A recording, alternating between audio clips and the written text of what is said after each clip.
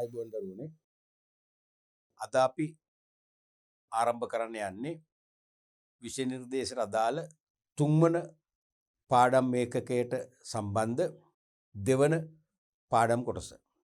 එනම් රජයක ආර්ථික අරමුණු ඉටු කර ගැනීම සඳහා ව්‍යාපාර දායක වන ආකාරය. රජයක ආර්ථික අරමුණු ඉටු කරගන්න ව්‍යාපාර දායක වන ආකාරය. එතකොට අපි මේකෙදි මුලින්ම කතා කරමු ව්‍යාපාරික අරමුණු. මොකද දෙගොල්ලන්ගේ අරමුණු තියෙනවානේ. අපි මීට ඉස්සෙල්ලා එකකවලදී ව්‍යාපාරික අරමුණු විග්‍රහ කරා. තේරුණාද? එක් එක් ව්‍යාපාරිකයින්ට පෞද්ගලික වූ අරමුණු රාශියක් ඇති අතර බොහෝ ව්‍යාපාර වෙත පොදු වූ අරමුණු කිහිපයක් පහත් දැක්වෙන ලෙස ගොනු කළ හැකියි. දැන් මේ ව්‍යාපාරික අරමුණු ගත්තම ඒක උඩ ගන්න ඕනේ අනිවාර්යයෙන්ම පෞද්ගලිකයි. දැන් ව්‍යාපාරිකෝ 10 දෙනෙක් හිතන්නකෝ. 10 දෙනාගේ අරමුණු සමාන වෙන්න බෑ. සමාන ඒවාක් තියෙනවා, සමහර ඒවා අනිවාර්යයෙන්ම අසමානයි. මොකද මට තියෙන අරමුණු නෙවෙයි තවත් කෙනෙකුට තියෙන්නේ. මගේ අරමුණ සුබ සාධනේ තහවුරු කිරීම. තවත් කෙනෙකුගේ අරමුණ ලාභේ තහවුරු කර ගැනීම. තවත් කෙනෙකුගේ අරමුණ කීර්තිනාමය වර්ධනය කර ගැනීම. තවත් කෙනෙකුගේ අරමුණ වෙළඳපොළ කොටස වර්ධනය කර ගැනීම. අසමානයි. ඒවා පෞද්ගලිකයි. ඒවා පෞද්ගලිකයි. තේරුණාද? ඒ නිසා මේ අරමුණු අනිවාර්යෙන් පෞද්ගලිකයි. ව්‍යාපාරිකව මේවා පෞද්ගලිකයි. මේවා පෞද්ගලික අනිවාර්යෙන්. තේරුණානේ? ව්‍යාපාරිකයන්ගේ අරමුණු පෞද්ගලික වුණාට රජයේ අරමුණු එහෙම නෙවෙයි. ඒවා පොදුයි. ඒතකොට දැන් එක් එක් ව්‍යාපාරිකයන්ගේ අරමුණු එකිනෙකාට වෙනස් පෞද්ගලික ඒවා වුණත් අපිට ඒවා විග්‍රහ කරන්න බෑනේ. දැන් ව්‍යාපාරිකෝ 1000ක් ගත්තොත් 1000ක් දෙනාගේ අරමුණු 1000ක් න අපිට විග්‍රහ කරන්න ගියොත් විෂය නිර්දේශයක් කරන්න බෑ. අපි මෙතනදී විෂය නිර්දේශය තුල බලන්නේ පොදුවේ ව්‍යාපාරිකයන් හැමදෙනාටම පවතින පොදු අරමුණු කීපයක්. ඒ අසමාන අරමුණු අපි මෙතනින් බැහැර කරනවා. පොදු අරමුණු කීපයක්. ඒව තමයි වෙළඳ පොළට ප්‍රවේශ වීම. සෑම ව්‍යාපාරිකයෙක්ම විශේෂයෙන්ම නවක ව්‍යාපාරිකයෙක්ම උත්සාහ කරනවා කොහොම හරි වෙළඳ පොළට ඇතුල් වෙන්න. මොකද්ද මේ වෙළඳ පොළට ඇතුල් වෙනවා කියන්නේ? දොරක් කරන් කාමරයක් ඇතුළට යනවා වගේ නෙවෙයිනේ. තමන්ගේ නව නිමෙවුම්. තමන් වෙළඳ පොළට අරගෙන යන භාණ්ඩ හා සේවා කෙසේ හෝ කිසියම් හෝ ගනුදෙනු කරන පිරිසකට අලෙවි කරලා අන්න වෙළඳ පොළේ ස්ථානයක් ලබා ගන්න. වෙළඳ පොළේ ස්ථානයක් ලබා ගන්න තමයි බලන්නේ. ඒක හැමෝටම පොදුයි. වෙළඳ පොළට ප්‍රවේශ වීම. දෙවෙනි එක තමයි වෙළඳ පොළේ රැඳී සිටීම. ඊළඟ අරමුණ තමයි කොහොම හරි සාපේක්ෂව අඩු මිලට සපයලා හරි ඉහළ වට්ටම් මෙරට අලෙවි කරලා හරි පාරිභෝගික සේවා අලෙවියෙන් පසු සේවා ලබා දීලා හරි පුළුල් ප්‍රවර්ධනයක් මගින් දැනුවත් කරලා සහ මිලදී ගන්න පෙළඹවීමෙන් හරි භාණ්ඩ හා සේවා අලෙවි කරා කියන යම් පිරිසකට ඊළඟ ප්‍රශ්නය අපි ඒක පවත්වාගෙන යමු රැඳී සිටීම. තේරුණාද? අද දවසේ අපි භාණ්ඩ හා සේවා කිසියම් පිරිසකට විකුණලා වෙළඳ පොළට ඇතුල් වුණාට හෙට දවසේ පේ භාණ්ඩ හා සේවා ප්‍රතික්ෂේප කරොත් අපිට වෙළඳ පොළෙන් ඉක්මනින්ම ඉවත් වෙන්න වෙනවා. එහෙනම් අපේ දෙවන අරමුණ වෙන්නේ මොකද්ද? හැකියපමණ කාලයක් දීර්ඝ කාලයක් කෙසේ හෝ වෙළඳ පොළේ රැඳී සිටීම. ඒක හැමෝටම පොදු වෙච්ච දෙයක්. අනික වෙළඳ පොළ කොටස වර්ධනය කර ගැනීම. වෙළඳ පොළ කොටස මාකට් ෂෙයාර් එක. මතකයිනේ? වෙළඳ පොළ කියන්නේ මොකද්ද? ගනුදෙනු කරුවෝ. වෙළඳ පොළ කියන්නේ පාරිභෝගිකයෝ. මහාචාර් කොඩ්ලර් කිව්ව මතකයිනේ? The market is people. වෙළඳ පොළ කියන්නේ මිනිස්සු. ඒ මිනිස්සුන්ගෙන් වෙළඳ පොළ හැදෙනකොට ප්‍රධාන පක්ෂ දෙකක් එනවා. ගැනුම් කරුවෝ, විකුණුම් කරුවෝ. වෙළඳ පොළක් නිර්මාණය වෙන්න සාපේක්ෂව වඩා බලපෑමක් කරන්නේ ගැනුම් කරුවෝ නැත්නම් ගනුදෙනු කරුවෝ. නැත්නම් වෙළඳ පොළක අසහාය සාධකය වෙන්නේ කවුද? ගනුදෙනු කරුවෝ. ඇයි අපි එහෙම කියන්නේ? වෙළඳ පොළකදී එක විකුණුම් කරුවෙකුට ලක්ෂ සංඛ්‍යාත ගනුදෙනු කරුවෝ පිරිසකට වුණත් භාණ්ඩ හා සේවා අලෙවි කරන්න පුළුවන්. නමුත් විකුණුම් කරුවෝ ලක්ෂයක් ඉඳලා එක ගැනුම් කරුවෙක් හිටුව මොකද වෙන්නේ? වෙළඳ පොළක් නිර්මාණය වෙන්නේ නැහැ. ඒ නිසා වෙළඳ පොළක අසහාය ප්‍රබලම සාධකයේ ගැනුම් කරුවත් ගනුදෙනු කරුවයි. තේරුණාද? එතකොට අන්නේ ගනුදෙනු කරුවන් සංඛ්‍යාව වැඩි කර ගැනීම කාගෙත් අරමුණක් වෙනවා. තේරෙනවද? ඕනම ව්‍යාපාරිකයෙක් බලන්නේ මේ වන විට Tamanට ගැනුම්කරු 100ක් ඉන්නව නම් නුදුරු අනාගතයේදී මේක 200ක් කරගන්න. තවත් පස්සේදී 300ක් කරගන්න. ඒක කාටවත් පුදු දෙයක්. ඒක තමයි වෙළඳපොළ කොටස වර්ධනය කර ගැනීම කියන්නේ. ගනුදෙනු කරන සංඛ්‍යාව ප්‍රමාණාත්මකව වර්ධනය කර ගැනීම. ඊළඟට පළල් වෙළඳපොළක් දිනා ගැනීම. පුළුල් නෙවෙයි පළල්. the market breed කියන එක ඉංග්‍රීසියෙන් නැත්නම් broad market share කියන එක. පළල් වෙළඳපොළක්. මේ පළල් වෙළඳපොළක් කියන දරුවනේ ඉලක්ක වෙළඳපොළ කීපයකට සේවය කරලා අපට වෙළඳපොළවල් කීපයකින් සුරක්ෂිත වෙළඳපොළක් නිර්මාණය කර ගැනීම. පැහැදිලි නෑ නේද? ආයෙ අහගන්න. ඉලක්ක වෙළඳපොළ කීපයකට සේවය කරලා ඉලක්ක වෙළඳපොළවල් කීපයක් තුලින් අපි වෙළඳපොළවල් කීපයක් ඇති කරගෙන අපේ සමස්ත වෙළඳපොළ සුරක්ෂිත කර ගැනීම. මොකද්ද මේ ඉලක්ක වෙළඳපොළක් කියලා කිව්වේ? ඉස්සරහට අපිට මාකටිං පාඩිවිදියේ කරනකම් ටාගට් මාකට් කියන්නේ ඉලක්ක වෙළඳපොළක් කියන දරුවනේ කිසියම් ව්‍යාපාරිකයෙක් නැත්නම් කිසියම් අලෙවිකරුවෙක් සිය භාණ්ඩ හා සේවා අලෙවි කිරීමට අරමුණු කරගනු ලබන සිය භාණ්ඩ හා සේවා විකිණීමට තීරණය කරගෙන ඉන්න ගනුදෙනුකරුවන් කණ්ඩායම. ඒක තමයි ඉලක්ක වෙළඳපොළ කියන්නේ. ඉලක්ක ගනුදෙනුකරුවෝ. නිදසුනක් ලෙස චොක්ලට් නිෂ්පාදකයෙක් හිතන්න අලුත් වර්ගයේ කිරි රසයෙන් සපිරි චොක්ලට් වර්ගයක් හැදුවනම් ඒ චොක්ලට් වර්ගය ගොඩක් වෙලාවට විකුණන්න අරමුණු කරගන්නේ කුඩා ළමුණු. මොකද වැඩිහිටියෝ චොක්ලට් කන්නේ නැහනේ ගොඩක් වෙලාවට. තරුණ තරුණියෝ චොක්ලට් කන අඩුයිනේ. කුඩා ළමුණු කන්නේ. එහෙනම් චොක්ලට් නිෂ්පාදකයාගේ ඉලක්ක වෙළඳපොළ වෙන්නේ කවුද? කුඩා ළමුණු. ඉන්න දහස් කරන්නේ තරුණ තරුණියෝ වැඩිහිටියෝ චොක්ලට් ඉල්ලුවොත් එයාට විකුණන්නේ නැහැ කියන එක නෙවෙයි. අලෙවි කරනවා. නමුත් බහුතර චොක්ලට් ප්‍රමාණයක් අපි අලෙවි කරන්න උත්සාහ කරන්නේ කුඩා ළමුන්ටයි. ඇයි? ටාගට් මාකට් එක අපේ කුඩා ළමයි. දැන් කාන්තාව ගත්තොත් කුඩේ කියන එක අපේ කාන්තාවන්ගෙන් වෙන් කරන්න බැරි ආභරණයක් හා සමානයි. ගමනක් බිමනක් යනකොට කුඩයක් ගන්නවමනේ කාන්තාව. ඒක යාගේ ආභරණයක් හා සමානයි.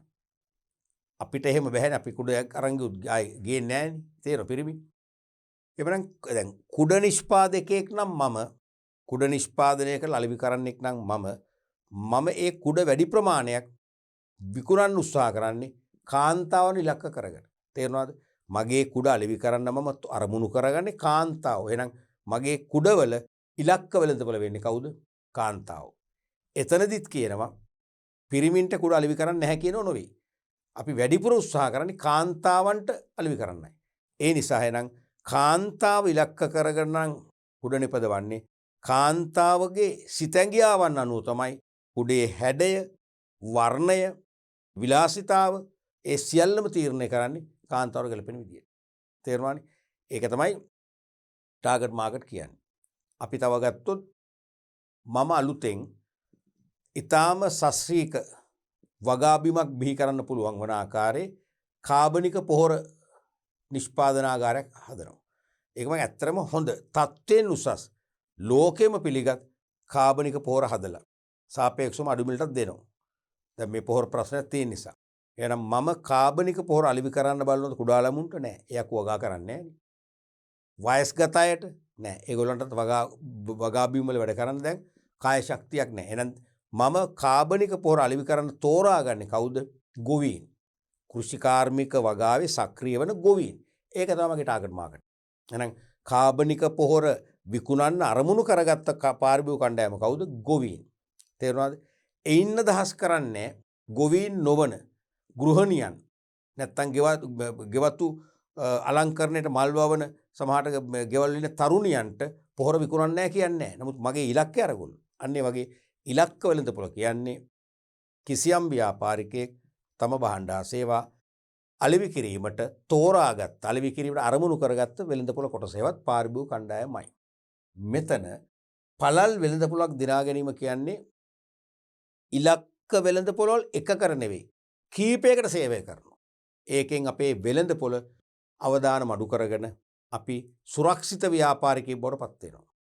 උදාහරණයක් වශයෙන් දැන් මම චොක්ලට් නිෂ්පාදනය කරනවා. මම චොක්ලට් නිෂ්පාදනය කරන්නේ කුඩා ළමුන් ඉලක්ක කරගෙන. මගේ ටාගට් මාකට් එක කුඩා ළමයි. තේරුණාද?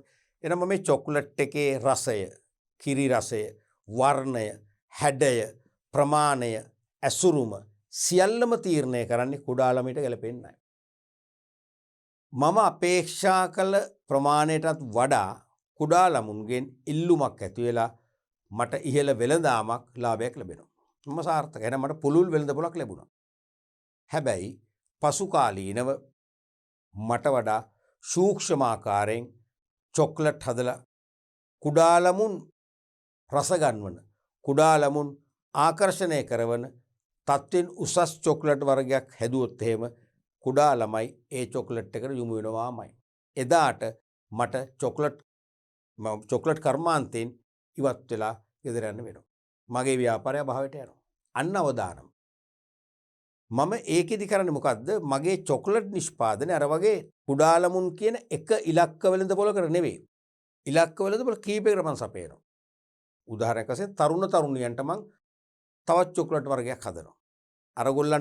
අරගොල්ලන්ට ගැලපෙන කිරි රසය, ඒගොල්ලන්ට ගැලපෙන ඇසුරුම, වර්ණය යොදාගෙන හැදුවානේ. එහෙනම් තරුණ තරුණියෝ වෙනස්. තරුණ තරුණියෝ බලන්නේ චොක්ලට් නෙවෙයි මොන හරි වැඩිපුර කන්නනේ. කන බොන වයසනේ තරුණයන්ගේ. තේරෙනවද? එහෙනම් මම තරුණ තරුණයන්ට හදනවා පාංගිඩයක් වගේ චොක්ලට් එකක්. ඕන පෙති කපලා කන්න. ආහාරයට වගේ. තේරෙනවද? ඒකේ ඇසුරුම ඒගොල්ලන්ට මැච් වෙන්න හදනවා. ඒකේ වර්ණය එයාට මැච් වෙන්න හදනවා. ඊළඟට තව චොක්ලට් වර්ගයක් මම හදනවා වැඩිහිටියන්ට. වැඩිහිටියෝ කැමති නැහැ කිරි රසයට. මම ඒ නිසා වැඩිහිටියන් ඉලක්ක කරලා චොක්ලට් එකක් හදනවා දయ్య රසයට. සමහරට ගම්මිරිස් දාලා නිකන් සැර රසයක් එන්න. සමහරට මම ඒකට 3-5ක් දානවා. තේරුණාද? උඹලකට දානවා සමහරට.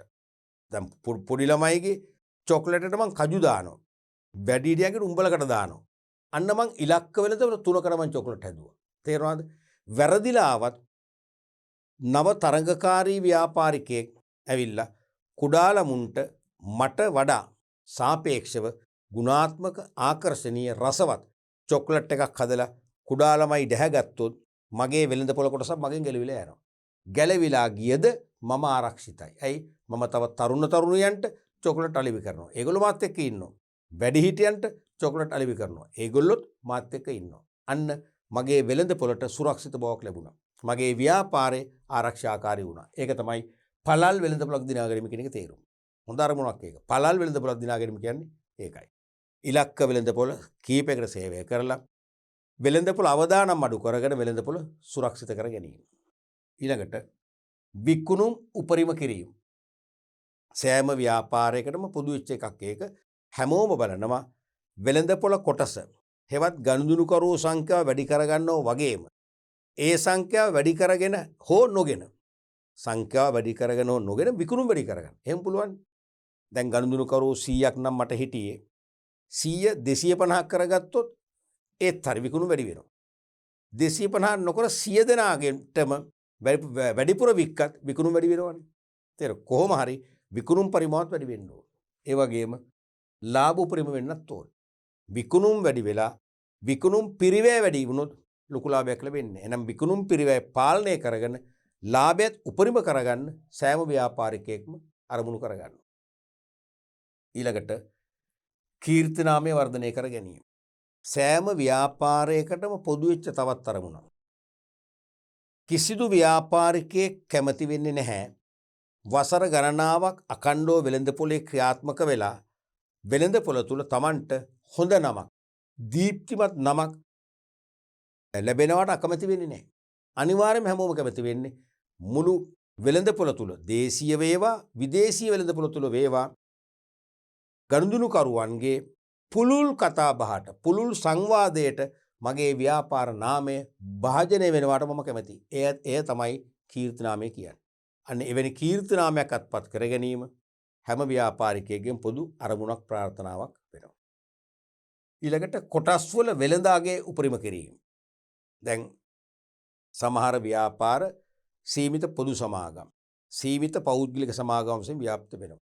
ඒවැය තියෙන්නේ දරුවනේ ඔයගොල්ලෝ දන්නවා කොටස් ප්‍රාග්ධනයක්නේ. මුළු ප්‍රාග්ධනය ඉතා කුඩා එකකකට කඩනවා. ඒ එකකයක් සාමාන්‍ය රුපියල් 10 හෝ 10 5 20 ඒ වගේ සාමාන්‍ය වැඩිපුරම තියෙන 10 එකක. 10 ඒකක තමයි මහජනට විකුණන්නේ. අපි ඒව මිලදී ගන්නවා. දැන් 10 ඒකක 5000ක් මම මිලදී ගත්ත කියන එකේ තේරුම රුපියල් 10 ගනිම 50000ක් ප්‍රාග්ධනය සපයන සමාගමට. මම සමාගමේ රුපියල් 50000ක ප්‍රාග්ධන හිමිකාරත්වයක් දරනවා. තේරුණාද? අන්නේ කොටස් වල වෙළඳාගේ කියන්නේ මම රුපියල් 10ට ගත්ත ෂෙයාර් එක පසු කාලීනව මට පුළුවන් වෙනත් කෙනෙකුට රුපියල් 20කට විකුණන්න. මම රුපියල් 10ක් ලාභ ලබනවා. 30කට විකුණන්න පුළුවන් 20ක් ලාභ ලබනවා. 30ට ගත්ත කෙනා 50ට විකුණනවා එයත් 20ක් ලාභ ලබනවා. ඒ වගේ කොටස් මහජනතාව අත අලෙවි කරමින් ඒ ප්‍රාග්ධන හිමිකාරත්වය මාරු කරන්න පුළුවන්. අන්නේ කොටස් මහජනතාව අත විකින්නගේ තමයි වෙළඳාගේ කියන්නේ. අපි පස්සේ කොටස් වෙළඳපොළ කියලා කතා කරන්නේ ওই සිද්ධියම තමයි. සිලබස් එකේ අපි තියෙන ඉස්සරහා පාඩම. ව්‍යාපාර මූල්‍ය කළමනාකරණය. කොටස් වෙළඳපොළ ගැන අවබෝධයක් තියෙන. සමපේක්ෂණයට නැත්නම් වඩා ලාභ ලබන්න කැමැත්තෙන් පසු වෙන අය අනිවාර්යයෙන්ම ඇස ගසාගත්ත තැනක් තමයි. ඇහැ ගහගෙන ඉන්න තැනක් තමයි කොටස් වෙළඳපොළේ මේ කොටස් වල වෙළඳාගයට වෙන දේ. මොකද කොටස් වෙළඳපොළේ මේ වෙළඳාගය රහස්‍යාත්‍රාවක් ටේක් ඕෆ් කරන්න ආසේ ක්‍රමානුකූලව එන්නම වර්ධනය වෙනවා නම් අපි එන්න වර්ධනන ප්‍රවණතාවක් දැක්කොත් අපි වහාම ඒ සමාගමේ කොටස් අලෙවි කරන අය හොයාගෙන ඒගොල්ලන් කොටස් මිලදී ගන්නවා. අරන් ටික කලක් තියාගත්තම මේ කොටස් වල වෙළඳ ගොඩ ඉහළ යනවා. ඉහළ ගිය දාට අපි විකුණලා ලාභ ලබනවා. තේරුණාද? අන්න එවැනි සමාගම් දීප්තිමත් සමාගම් සාර්ථක සමාගම් වශයෙන් පිළිගැනීමට පාත්‍ර වෙනවා. එවැනි සමාගම් වලට තමයි තව තවත් කොටස් විකුණලා අරමුදල් රැස් කරගෙන ව්‍යාපාර ලෝකයේ ඉදිරි ගමනක් පැවැත්මක් ඇති කරගන්න පුළුවන්කම ලැබෙන්නේ. තේරෙනවද? ඒ නිසා හැම ව්‍යාපාරයකම උත්සාහ කරනවා තමන්ගේ කොටස් වල වෙළඳාගේ වැඩි කරගන්න. මොකද වැඩි කරගන්න තරමට තමයි බැංකු පව අපට ණය දෙන්නේ. නව ආයෝජකයෝ ආකර්ෂණය වෙන්නේ. සේවකයෝ පව අපට ලේසියෙන් ආකර්ෂණය වෙන්නේ. තේරුණාද? ඔන්න වගේ පොදු අරමුණු කීපයක් තියෙනවා. මේ පොදු අරමුණු කිව්වේ හැමෝටම පොදු වුණාට මෙතන නොමැතිවක් තියෙනවා. සමහර ව්‍යාපාරවල තියෙන දැන් මේවා පෞද්ගලික කියලා මම කිව්වනේ. පෞද්ගලික වුණාට බොහෝමයක් ව්‍යාපාරිකයන්ට මේවා පොදුයි. මේවට අමතරව තව තියෙනවා. ඒව එකිනෙක ව්‍යාපාර වෙනස්. අපි ඒව කතා කරන්නේ නැහැ. කතා කරොත් අපිට රැ එළි වෙනකන් කතා කරත හැකියි. උදාහරණයක් වශයෙන් අපි තුමු තවත් ව්‍යාපාරිකයෙක් අරමුණක් තමයි ඉන්දියාවෙන් වෙළඳපොළ කොටසක් දිනා ගැනීම. තවත් ව්‍යාපාරිකයෙක්ගේ අරමුණ තමයි රාජ්‍ය ගෞරව සම්මාන ලබා ගැනීමට හැකිවන පරිදි ව්‍යාපාර කටයුතු මෙහෙයවෙන. එකිනෙක වෙනස් ඒවා. ඒක පෞද්ගලිකයි. ඊළඟට රජයේ අරමුණු. හොඳට මතක තියාගන්න රජයේ අරමුණු වෙනස්. රජයේ අරමුණු පොදු අරමුණු කියලා අපි දකින්නේ. එක් ව්‍යාපාරිකයා මේ සමස්ත රටේ ජනතාවට සේවය කරන්න පොදුවේ හැඟීමක් නැහැනේ. නමුත් රජයක් තියෙන්නේ රටේ සමස්ත ජනතාවගේ සුබ සාධනය සහ ජන ජීවන පැවැත්ම සාක්ෂාත් කරන්නයි. එහෙමනම් රජයේ අරමුණු මොනවද? පෞද්ගලික අරමුණු නෙවෙයි. රටේ සමස්ත ජනතාවගේ යහ පැවැත්ම. රටේ සමස්ත ජනතාවගේ සුබ සාධනය. රටේ සමස්ත ජනතාවගේ සුරක්ෂිත භාවය තහවුරු කර ගැනීම සඳහා ළඟා කරගන්න අපේක්ෂිත පොදු අරමුණු කීපයක් තියෙනවා. ඒවා පොදුයි. පොදුයි කියන්නේ මේ රජයේ අරමුණු රටේ සියලු දෙනාටම බලපෑමක් වෙනවා. සියලු දෙනාටම අදාළයි. ව්‍යාපාරිකයන්ගේ සමහර අරමුණු සියලු දෙනාටම අදාළ නැහැ. ව්‍යාපාරිකයන්ට විතරයි අදාළ. මේවා එහෙම නෙවෙයි. රජයේ අරමුණු අප සඳහායි තියෙන්නේ. ඒ නිසා මේවට කියන පොදු අරමුණු. ව්‍යාපාරිකයන්ට මෙන්ම රජයටද ළඟා කර ගැනීමට අපේක්ෂිත විවිධ අරමුණු ඇත. ඒවා පොදු අරමුණු නේ. පොදු. ඒවා පොදු අරමුණු ලෙස හඳුනාගත හැකියි. එකක් තමයි ආර්ථික වර්ධනය. නැත්නම් ආර්ථික වෘද්ධිය. Economic growth. ආර්ථික වර්ධනය නැත්නම් වෘද්ධිය. මොකද්ද මේ කියන්නේ? දිගුකාලීනව නිෂ්පාදන ක්‍රියාවලියේ අඛණ්ඩ වර්ධනයක් පවත්වා ගැනීම ඉන්න දාස් වේ. දිගුකාලීනව නිෂ්පාදන ක්‍රියාවලියේ අඛණ්ඩ වර්ධනයක්. මතක තියාගන්න මේ නිෂ්පාදන ක්‍රියාවලිය කියලා කියන්නේ රටේ සමස්ත නිෂ්පාදකයින්ගේ නිෂ්පාදන ක්‍රියාවලීන්ගේ එකතුවයි. හරිනේ? සමස්තය මේකෙන් කියවෙනවා. දැන් රටේ සමස්ත ජනතාව නිපදවන නිමැවුම්. රටේ සමස්ත ජනතාව නිපදවන නිමැවුම් අනිවාර්යයෙන්ම වර්ධනය කරගන්න ඕනේ. භෞතික වශයෙන්. මූර්ත වශයෙන් මූල්‍යමය වශයෙන් නෙවෙයි. තේරුණාද? එතකොට ඒක දිගු කාලීනව වෙන්නත් ඕනේ. මේක හරියට දෙක දිගු කාලීනව. මතක තියාගන්න කෙටි කාලීනව. අපි තුමු යම් වර්ෂයකදී අපේ රටේ ජාතික නිෂ්පාදනය සමස්ත නිෂ්පාදන ක්‍රියාවලිය පුළුල් වෙලා ජාතික නිෂ්පාදනයට එකතු කරන දායකත්වයේ සීග දෙගුණයකින් ඉහළ ගියා කියලා. ජාතික නිෂ්පාදනය දෙගුණයකින් වැඩි වුණා. ඊළඟ අවුරුද්ද අඩු වෙනවා. එහෙනම් එතන අපි ආර්ථික වෘද්ධියක් පිළිගන්නේ. ආර්ථික වෘද්ධියක් වෙන්න නම් අහස් යාත්‍රාවක් ටේක් ඕෆ් කරන්නාසේ අඛණ්ඩව මේ නිෂ්පාදනය වැඩි වෙනවා. දෙක දීර්ඝ කාල අවුරුදු 5ක් 10ක් 15ක් 20ක් 30ක් තිස්සේ වැඩි වෙනවා. එහෙම වුණොත් විතරයි ආර්ථික වෘද්ධියක් කියන්නේ. වසරක් දෙකක් පමණක් නිෂ්පාදන ක්‍රියාවලිය අඛණ්ඩ වර්ධනයක් වුණාට ඒක වෘද්ධියක් නෙවෙයි. දිගු කාලයක් තිස්සේ නිෂ්පාදන ක්‍රියාවලිය අඛණ්ඩ වර්ධනයක් වෙන්න ඕනේ. ඒක තමයි ආර්ථික වෘද්ධිය කියන්නේ. මොකද රජයේ මේ අරමුණෙන් අපේක්ෂා කරන්නේ දිගු කාලීනව නිෂ්පාදන ක්‍රියාවලියේ අඛණ්ඩ වර්ධනයක් වෙනකොට නිෂ්පාදන ව්‍යාපාර සංඛ්‍යාව වැඩි වෙනවා.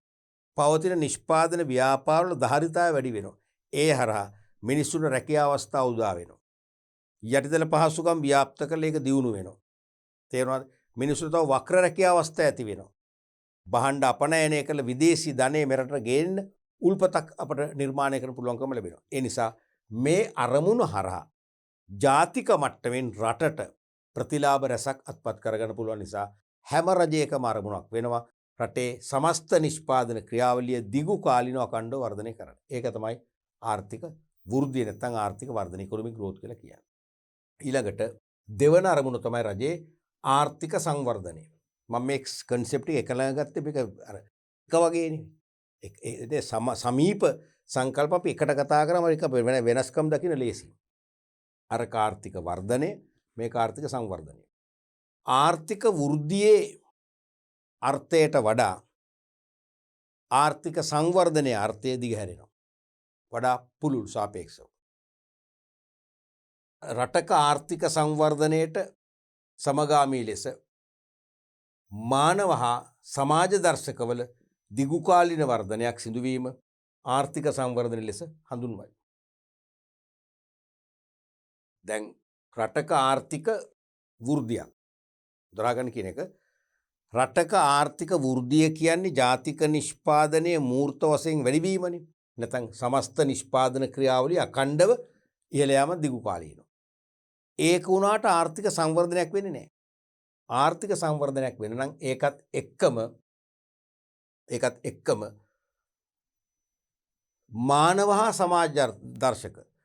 මානව හා සමාජ දර්ශකවල දිගුකාලීනව වර්ධනයකුත් වෙන්නට ඕනේ. මේ මානව හා සමාජ දර්ශක කියන්නේ මිනිසාගේ ජීවන තත්ත්වය ඉහළ මට්ටමක පවතින බව තීරණය කරන්න යොදා ගන්න විවිධ වූ නිර්ණායක විවිධ වූ මිනුම් ක්‍රම. තේරුණාද? දැන් යම් රටක පුද්ගලයන් ඉතා ඉහළ අධ්‍යාපන මට්ටමක් දක්වාම ඉගෙන ගන්නවා නම් අන්න ඒක මිනිසාගේ ජීවන තත්ත්වය වර්ධනයක් වශයෙන් පිළිගන්න මිනුමක්. ඒක ඒතර මානව දර්ශකයක් වෙනවා. ඊළඟට පුද්ගලයන් ඊටාම සුරක්ෂිත සුව පහසු නිවාසවල සැපට ජීවත් වෙනවා නම් අන්න ඒක සමාජ දර්ශකයක්. ඒ වගේ මේ මානව හා සමාජ දර්ශක ආර්ථ විද්‍යාවේදී විස්තරාත්මකව කරන අපිට කරන්න බෑ ඒක සිලබස් එක අපිට කරන්න කියලා නැහැ. මේ මානව හා සමාජ දර්ශක වල දිගුකාලීන වර්ධනයක් වෙනව නම් ආර්ථික වෘද්ධියත් එක්කලා එහෙනම් ඒක තමයි ආර්ථික සංවර්ධනය කියන්නේ. ආර්ථික වෘද්ධියට මානව හා සමාජ දර්ශකවල වර්ධනයත් එකතු වුණාම අනිවාර්යයෙන්ම රටේ ජනතාවගේ ජීවන තත්ත්වය ඉහළ යනවා. ඒක තමයි ආර්ථික සංවර්ධනය කියන්නේ. මේක අපිට වෙන විදියකට කිව්වොත් ආර්ථික සංවර්ධනය කියන්නේ ජාතික නිෂ්පාදනයේ මූර්ත වශයෙන් අඛණ්ඩව වැඩි කරගන්න අතරම ඊට සමගාමීව රටේ මිනිස්සුන්ගේ ජීවන තත්ත්වයත් ඉහළ යන්නට ඕනේ. ඒක තමයි ආර්ථික සංවර්ධනය කියන්නේ. ඒ කියන්නේ තත්ත්වයෙන් උසස් භාණ්ඩ පරිභෝජනය කරන්න ඕනේ. උසස් අධ්‍යාපන පහසුකම් භුක්ති විඳින්න ඕනේ. උසස්ම ගණේ සෞඛ්‍ය පහසුකම් භුක්ති විඳින්න ඕනේ. උසස්ම ගණේ සුව පහසු ප්‍රවාහන පහසුකම් භුක්ති විඳිනවද? අන්න එහෙනම් අපි කියනවා තත්ත්වෙන් උසස් භාණ්ඩ හා සේවා පරිභෝජනය කිරීම තුළින් ජීවන තත්ත්වය ඉහළ යනවා කියලා. තේරෙනවද? එහෙනම් ආර්ථික වෘද්ධියත් සමගම මානව හා සමාජ දර්ශකවල දිගුකාලීන වර්ධනයක් වෙනවා කියන්නේ ආර්ථික වෘද්ධියත් එක්කම ජීවන තත්ත්වය ඉහළ යනවා. ඒක තමයි ආර්ථික සංවර්ධනය කියන්නේ. ඉස්සෙල්ලා එකේ කිව්වේ නිෂ්පාදනය භෞතික වශයෙන් ඉහළ යාමක් විතරයි අඛණ්ඩව. දැන් ගිය අවුරුද්දේ ජාතික නිෂ්පාදනය අපි තුමු රුපියල් බිලියන 5000ක් නම් මේ අවුරුදු බිලියනයක 11000 කරගත්තොත් ඒක ආර්ථික වෘද්ධියක්.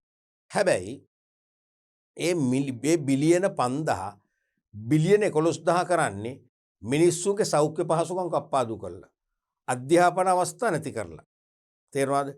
ඒ වගේ මිනිස්සුන්ගේ විනෝදාස්වාදක කටයුතු වලින් දරන්න පුළුවන් දේවල් කැප කරලා. ඒ ධනෙ කැප කරලා භාණ්ඩ හැදුවා. එතකොට වැඩක් නැහැ. ඒක ආර්ථික සංවර්ධනය නෙවෙයි. ආර්ථික වෘද්ධියක් විතරයි. පැහැදිලි නේද? සෑම රජයක්ම පළමු ආර්ථික වෘද්ධිය දෙවනු ආර්ථික සංවර්ධනයට ළඟා කරගන්න උත්සාහ කරනවා. ඊළඟට ආර්ථික නිදහස.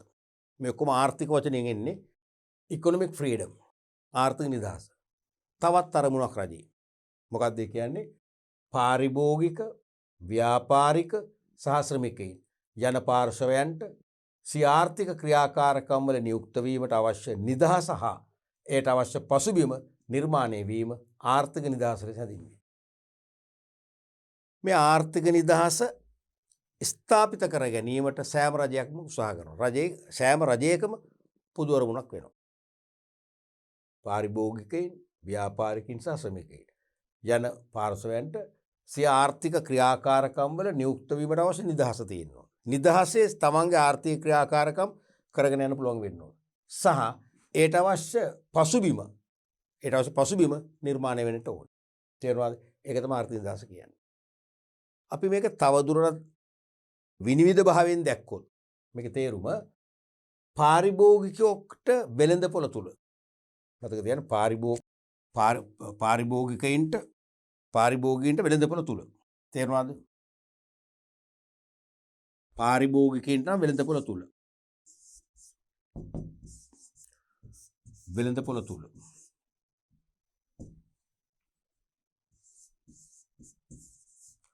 වෙළඳපොළ තුල පළවෙනි එක. පාරිභෝගිකයින්ට වෙළඳපොළ තුල නිදහසේ තමන්ගේ ආර්ථික ක්‍රියාකාරකම් වල නියැලෙන අවස්ථාවක් තියෙනවා. එනම් වෙළඳපොළ තුලදී පාරිභෝගිකයාට තම සිතැඟියාවන් අනුව තම අභිමතය අනුව භාණ්ඩ හා සේවා තෝරාගෙන මිලදීගෙන පරිභෝජනය කිරීම හැකියාව තියෙන්න ඕන. ඒකට කිසි කෙනෙකුට බාධා කරන්න බෑ. දැන් ඒ පාරිභෝගිකයා සමහරට අඩු ආදායම් ලාභියෙක් වෙන්න පුළුවන්. පහත් ජීවන රටාවක් ගත කරන කෙනෙක් වෙන්න පුළුවන්. අඩු කුලයක කෙනෙක් වෙන්න පුළුවන්. තේරෙනවද? නැත්නම් සුළු ජාතියකට ඇත් කෙනෙක් වෙන්න පුළුවන්. ඒව අදාළ නැහැ. ඒවෙන් බලපෑම් වෙන්න බෑ. ඕනෑම පාරිභෝගිකයෙකුට පොදු වෙළඳපොළ තුල අන් පාරිභෝගිකයන් වගේම තමන්ගේ කැමැත්ත පරිදි භාණ්ඩ හා සේවා තෝරගන්න, මිලදී ගන්න, පාවිච්චි කරන්න අයිතියක් තියෙනවා. හැකියාවක් තියෙනවා. අන්න එක තමයි පාරිභෝගිකයන් සම්බන්ධ නිදහස කියන්නේ. ඒකට පසුබිමත් නිර්මාණය වෙලා තියෙනවා. යම් කෙනෙක් කියනවා නම්, යම් කෙනෙක් තර්ජන කරනවා නම් ඔබ සුළු ජාතිය කෙනෙක්. ඔබට මේ වෙළඳපොළෙන් භාණ්ඩ හා සේවා ගන්න බෑ. කරුණාකරලා යන්න. එහෙම આવොත් එයාට යන්න පුළුවන් පාරිභෝගික කටයුතු පිළිබඳ අධිකාරිය තියෙනවා. එතනට ගිහිල්ලා පැමිණිල්ලක් කරලා සහන සලසා ගන්න පුළුවන්. තේරුණාද? ඒක තමයි මේ පසුබිම නිර්මාණය කියන එක. නිදහස විතරක් තිබිලා බෑ. ඒ නිදහස අපට අහිමි වෙනවා නම්, නිදහස උල්ලංඝනය කරනවා නම් කිසියම් පාර්ශවයක් ඊට එරෙහිව ක්‍රියාත්මක වෙලා අපිට අපේ නිදහස ආපසු අපේ ළඟට ගන්න හැකියාව තියෙනවා. තේරුණාද? ඒක තමයි පාරිභෝගිකයන් සම්බන්ධයෙන් එවැනි නිදහසක් තිබේ නම් අපි කියනවා ආර්ථික නිදහස් තියෙනවා කියලා. දැන් පාරිභෝගිකයාට ඒ වගේ තමන්ගේ කැමැත්ත අනුව කැමැති තැනකින් භාණ්ඩ ආසේව මිලදී ගන්න, කැමැති හෝටලයකට ගිහිල්ලා ආහාර පාන මිලදී ගන්න, කැමැති හෝටලයක ගිහිල්ලා නිවාඩුවක් ගත කරන්න බැරි නම් ආර්ථික නිදහසක් නැහැ. එහෙනම් මේක ඉෂ්ට වෙන්න ඕනේ. මේක ඉෂ්ට වූ පමණින් ආර්ථික නිදහස සම්පූර්ණ නැහැ. තව පැති දෙකක් තියෙනවා. දෙවෙනි එක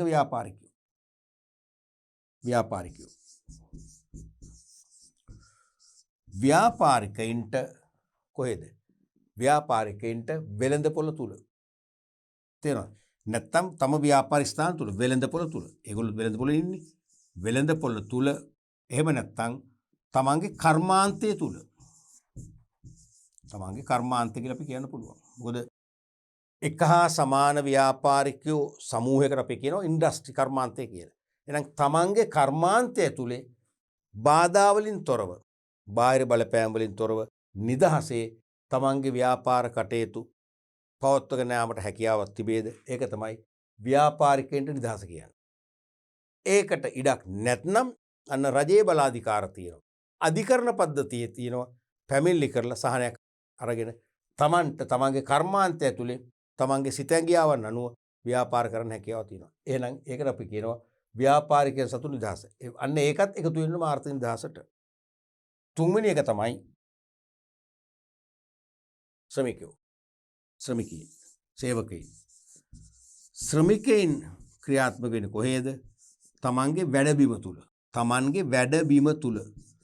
වැඩබිම නැත්නම් තමන්ගේ ආයතනය තුල. තමන්ගේ ආයතනය තුල. තේරුණා? ශ්‍රමිකයින්ට තමන් වැඩ කරන වැඩ ස්ථානයේ එක්ක වැඩබිම නැත්නම් තමන්ගේ කාර්යාලයේ, තමන්ගේ කම්හලේ, තමන්ගේ වෙළෙන්සැලේ. තේරුණාද?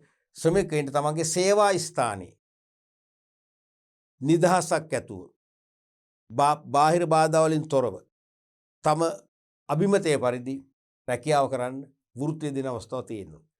ඒකට පසුබිමක් තියෙනවා. ඒකට එරෙහි වෙන්න නම් අපිට පුළුවන් කම්කරු උසාවියට යන්න.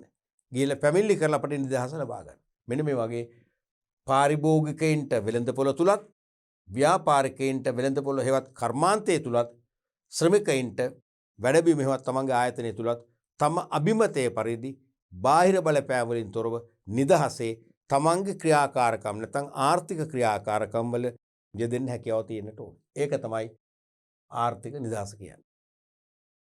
ඊළඟ අරමුණ ආර්ථික ස්ථායීතාවය. ඒකත් ආර්ථික වලින් එන්නේ. ආර්ථික ස්ථායීතාවය, ඉකොනොමික් ස්ටැබිලිටි.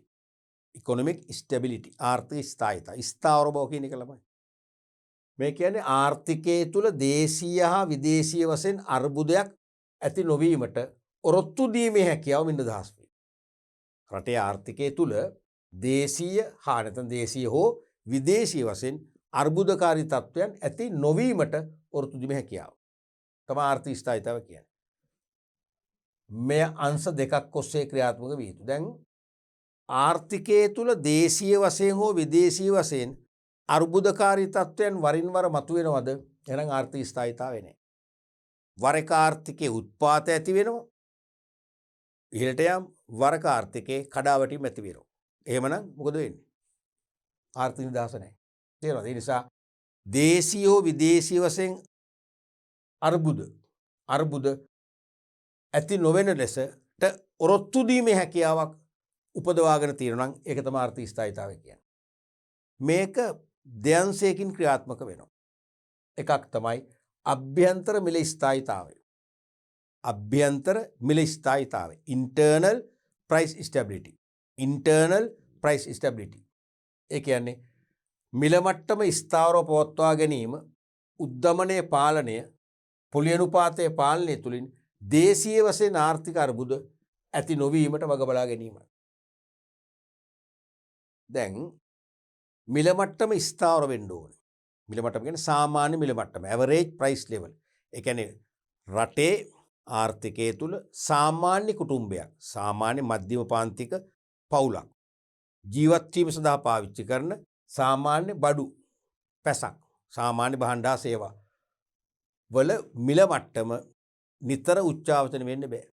ඒක මධ්‍යස්ථ මට්ටමක ඒක දිගු කාලයක් ස්ථාවරව වෙනස් නොවි තියෙන්නට ඕන. එහෙම නැතුව මිල මට්ටම දිගින් දිගටම ඉහළ ගියොත් මොකක්ද ඇති වෙන්නේ? උද්දමනය. මිල මට්ටම ඉහළ ගියොත් ඇති වෙන උද්දමනය. උද්දමනය කියන්නේ මිනිසුන්ගේ ක්‍රය ශක්තිය අඩු වෙනවා. මිලදී ගැනීමක් අඩු වෙනවා. තේරෙනවද? ඒකෙන් මිනිසුන්ගේ පරිභෝජනය සීමා කරන්න වෙනවා. ජීවන තත්ත්වය පහත වැටෙනවා. ආර්ථිකේ බිඳුවම වැටෙනවා. එහෙනම් ආර්ථික ස්ථාවර නැහැ නේද එතකොට? එහෙම නොවන්නට නම් උද්දමනකාරී තත්ත්වය ඇති නොවන්න ඕනේ. අනිත් එක පොලි අනුපාතය. කියන්නේ බැංකු පොලි අනුපාතය. අපි ගොඩාක් තීරණ ගන්නේ බැංකු පොලි අනුපාතයත් එක්ක සංසන්දනය කරමින්නේ.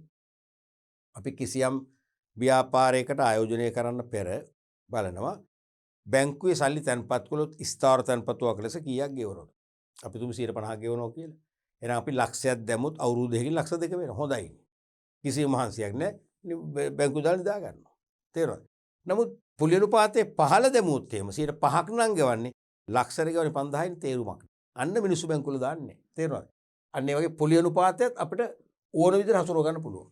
හසුරව ගත්තම දේශීය වශයෙන් අර්බුදකාරී තත්ත්වයක් ඇති වෙන්නේ. ඒක තමයි ආර්ථික මිල ස්ථායීතාවය කියන්නේ.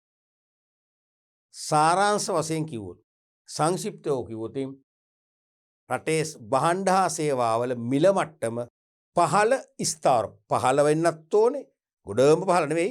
තරන්න පුළුවන් පහළ ස්ථාවර මට්ටමක නිකන් තිරස් එකම රේඛාවක පවත්වාගෙන යන්න පුළුවන් වෙන්න ඕනේ.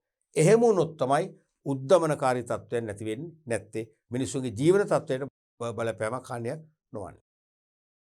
ඊළඟට දෙවෙනි එක තමයි බාහිර මිල ස්ථායීතාවය. external price stability කියන එක. බාහිර මිල ස්ථායීතාවය. මේ කියන්නේ විදේශ විනිමය අනුපාතයේ ස්ථාවර මට්ටමක පවත්වා ගැනීම තුළින් රුපියලේ බාහිර අගය ඉහළ මට්ටමක පවත්වා ගනිමින් විදේශීය වශයෙන් නැති විය හැකි අර්බුද තත්ත්වයන් පාලනය කර ගැනීම. දැන් විනිමය අනුපාතය දන්නවනේ ඔබ. එක් රටක මුදල් ලේඛකයක් තවත් රටක මුදල් ලේඛකයක් සමග එක් රටක මුදල් ලේඛකයක් තවත් රටක මුදල් ලේඛකයක් සමග හුවමාරු වීම අනුපාතය තමයි විනිමය අනුපාතය කියන්නේ. මේ විනිමය අනුපාතය ඉහළ යනවා කියන්නේ අපට අවාසිදායක. දැන් නිකන් හිතන්න ඩොලර් 1 සමානයි රුපියල් 100ක් කියන්නකො. විනිමය අනුපාතය. මේ ඩොලර් 1 සමානයි ඕක රුපියල් 200 වුණොත් මොකද වෙන්නේ? ඩොලර් 1ක භාණ්ඩයක් අපි බටහිර රටකින් ගෙන්වන්න රුපියල් 100ක් කැප කරන්න ඕන. මොකද අපි ළඟ ඩොලර් නැහැ. ඩොලර් තියෙන වාණිජ බැංකුවල. ඒත් මේ දවස්වල නැහැ. තේරුණාද? එහෙනම් ඩොලර් 1ක භාණ්ඩයක් ගෙනව ගන්නවා නම් ඇමරිකාවෙන් කියනකො අපි එහෙනම් රුපියල් 100ක් වාණිජ බැංකුවට දීලා ඩොලර් එකක් අරගෙන ඒ ඩොලර් එක ප්‍රේෂණය කරන බැංකුව මාර්ගෙන් ඇමරිකාවේ සප්ලයියට. ඊට පස්සේ තමයි භාණ්ඩය වන්නේ. නමුත් මේ අනුපාතය දෙගුණයකින් වැඩි වෙනවා. ඩොලර් 1 සමාන රුපියල් 200 වෙනවා. දැන් මොකද වෙන්නේ? දැන් ඩොලර් 1ක භාණ්ඩයක් ගෙන්ව ගන්න අපි ඩොලරයක් ලබා ගන්න රුපියල් 200ක් අප කරන්න ඕන. අන්න අපට අවාසිදායක. මේ තත්ත්වෙ එන්න වර්ධනු මොකද වෙන්නේ? අපිට ලොකු අවාසියක් වෙනවා. මොකද අපි ආනයනය කරන දේවල් වලට වැඩි ධනස්කන්ධයක් විදේශයන්ට පූජා කරන්න වෙනවා. ඕක අනිත් පැත්ත අපනයන. අපි රුපියල් 100ක භාණ්ඩයක් එදා අපනයනය කරා නම් ඇමරිකාවට අපිට ඩොලර් 1ක් ලබා ගන්න පුළුවන්.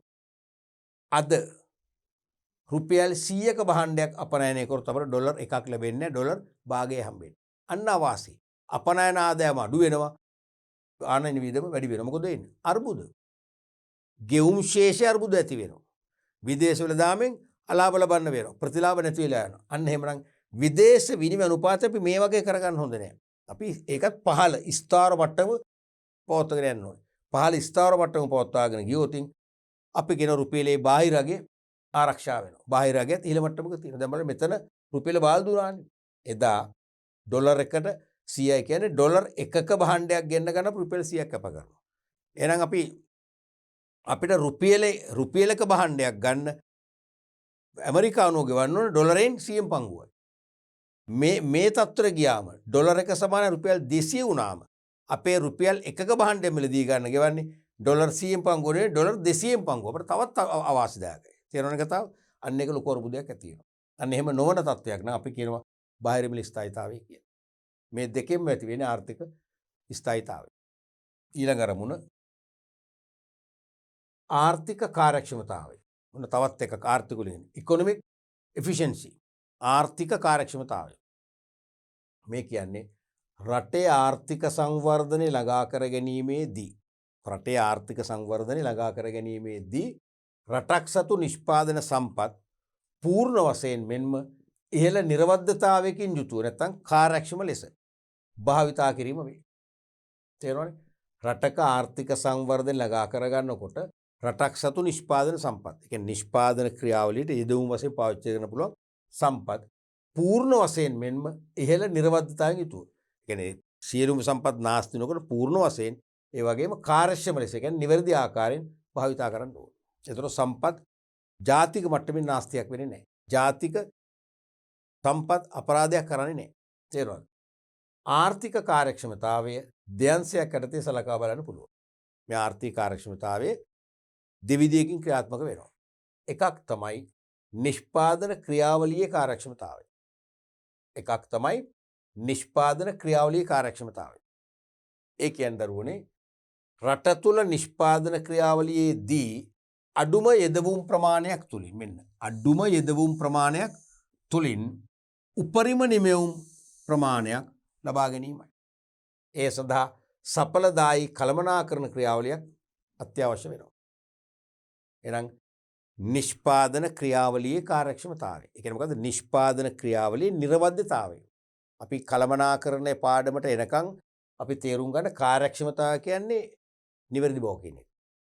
දැන් සාමාන්‍ය ජීවිතේ අපි කාර්යක්ෂම කියන්නේ නිකන් කඩිසරයි කියන එකනේ. එයා හරි කාර්යක්ෂමයි. එයා හරි අකාර්යක්ෂමයි. ඒක ඒ ව්‍යවහාර වැරදි. කාර්යක්ෂම කියන්නේ මේ කඩිසර බව නෙවෙයි. අලස බව වෙන් කරන එක නෙවෙයි. කාර්යක්ෂමතාව කියන්නේ නිවැරදිව. නිවැරදිව යමක් කිරීම. තේරෙනවද? එහෙනම් නිෂ්පාදන ක්‍රියාවලියේ කාර්යක්ෂමතාවය කියන්නේ නිෂ්පාදන ක්‍රියාවලිය නිවැරදිව දියත් වෙන්න ඕන. නිෂ්පාදන ක්‍රියාවලිය නිවැරදිව ක්‍රියාත්මක වෙනවා. ආර්ථිකයේ තුල සක්‍රිය වෙන සියලුම ව්‍යාපාරවල කියන්නේ සියලුම නිෂ්පාදන ව්‍යාපාරවල නිෂ්පාදන ක්‍රියාවලිය නිවැරදිව සිදු වෙනවා. එහෙම නිවැරදිව සිදු වෙනකොට මොකද වෙන්නේ? යෙදවුම් අඩුම ප්‍රමාණයක්. ඒ කියන්නේ නිෂ්පාදන සාධක යෙදවුම් නාස්ති කරන්නේ අඩුම ප්‍රමාණයක් කැප කරලා වැඩිම නිමෙවුම් ප්‍රමාණයක් ලබා ගන්න පුළුවන්. අන්න එහෙනම් අඩුම යෙදවුම් වලින් වැඩිම නිමෙවුම් ධාරිතාවක් ලැබෙනවා යනු නිෂ්පාදන ක්‍රියාවලිය නිවැරදි. ඒක තමයි නිෂ්පාදන ක්‍රියාවලියේ කාර්යක්ෂමතාවය කියන්නේ. තේරෙනවද? එතකොට මේ නිෂ්පාදන ක්‍රියාවලියේ කාර්යක්ෂමතාවය අපි ලබන්න නම් අනිවාර්යයෙන්ම සඵලදායී කළමනාකරණ ක්‍රියාවලියක් අවශ්‍ය වෙනවා. effective management process එකක්. සඵලදායී කළමනාකරණ ක්‍රියාවලිය කියන්නේ නිවැරදිව තේරෙනවද? නිවැරදි අවස්ථාවේ නිවැරදි ස්ථානයේදී තීරණ ගනිමින් සීමිත සම්පත් නිවැරදිව හසුරුවන ශිල්පීය ක්‍රමයක් ක්‍රියාත්මක වෙන්න ඕන. එහෙම වුණොත් විතරයි අඩුම යෙදවුම් වලින් වැඩිම නිමවුම් ලැබෙන්නේ.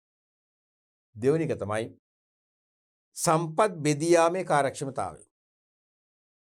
සම්පත් බෙදී යාමේ කාර්යක්ෂමතාවය. මේ කියන්නේ එනම් සමාජීය අවශ්‍යතා ඉටු වන ආකාරයට නිෂ්පාදන සංයුතිය සකස් කරලීමයි. සමාජීය අවශ්‍යතා ඉටු වන ආකාරයට නිෂ්පාදන සංයුතිය සකස් කරලීමයි. නැතහොත් සමාජ වර්ණයන්ට අනුව භාණ්ඩ හා සේවා සංයෝග තෝරා ගනිමින් සීමිත සම්පත් ප්‍රමාණයක් නිෂ්පාදන ක්‍රියාවලට යොදා ගැනීමයි. එහෙනම් සම්පත් විද්‍යාමය කාර්යක්ෂමතාව කියන්නේ දරුවනේ ඕනෑම රටක පුරවැසියන්ට යම් භාණ්ඩයක් එකම ආකාරයෙන් සකස් කරලා ඒගොල්ලෝ තෘප්තිමත් කරන්න බෑ. එක එක පුරවැසියන්ගේ වර්ණයන් වෙනස්. රුචිකත්වයන් වෙනස්. ඒකයි මේ කියන්නේ. තේරෙනවද? සමාජීය අවශ්‍යතා ඉටු වුණාකට කියන්නේ සමාජයේ මිනිස්සු ආර්ථිකයක මිනිස්සු 100 දෙනෙක් ඉන්නවා කියනකො 100ක් 100 දෙනාගේම ඕනෑපාකම් සමාන නැහැනේ. තේරෙනවද? එහෙනම් මේ සමාජීය අවස්ථා ඉටු වුණ ආකාරයට කියන්නේ එක් පුද්ගල කණ්ඩායම් වල වුමනයිස්ට් වන ආකාරයෙන් අපි භාණ්ඩ විවිධාංගීකරණය කරලා හදන්න ඕනේ. එකම භාණ්ඩයක් හදලා හරියන්නේ නැහැ.